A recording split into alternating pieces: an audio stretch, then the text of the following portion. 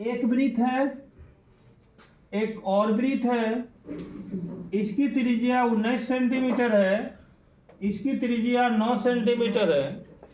एक और वृत्त जो है, इन दोनों वृत्त की परिधि है ना चारों बगल, इन दोनों वृत्तों की परिधि को जोड़ करके एक बड़ा वृत्त बनाया गया।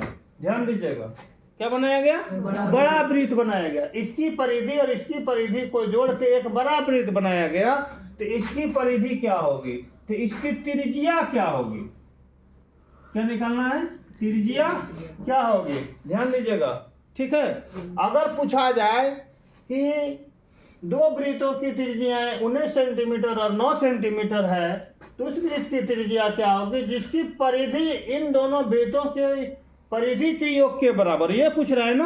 अगर यहीं पर पूछ देगा दोनों वृत्तों के क्षेत्रफल के योग के बराबर हो तो त्रिज्या क्या होगी। दूसरा नंबर में क्वेश्चन यही है, ठीक है कि नहीं। तो हम यहाँ पर परिधि की बात कर रहे हैं तो हम परिधि से बनाएंगे, क्षेत्रफल की बात करेगा तो क्षेत्रफल से बनाएंगे, ठीक है। तो ध्यान दीजिएगा, इसको मान लीजिएगा R1, इसको मान लीजिएगा R2, इसको मान लीजिएगा R3। तो वृत्त का क्षेत्र परिधि क्या होती है, वृत्त की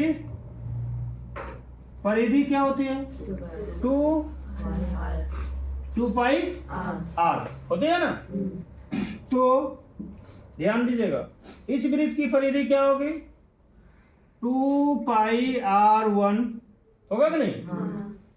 कैपिटल में लिखिए, कैपिटल में लिखा है, कैपिटल में लिखिए R1, 2 पाई R1। इस वृत्त की परिधि क्या होगी, 2 पाई R2। दोनों को जोड़ दिए क्या होगा, 2 पाई R3।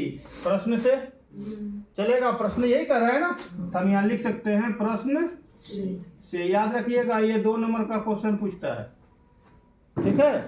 तो देखिए सर, ये दोनों में से क्या मिलता है, 2 पाई मिलता है ना। तो यहाँ होगा R1 प्लस इसमें क्या बचेगा, R2 बराबर हो जाएगा 2 पाई R3। सर जी 2 पाई कट गया, इसलिए R3 बराबर क्या होगा, R1 plus R2 equal to 19 plus 9। इसका मतलब हो जाएगा कितना, 28 नहीं 28 सेंटीमीटर।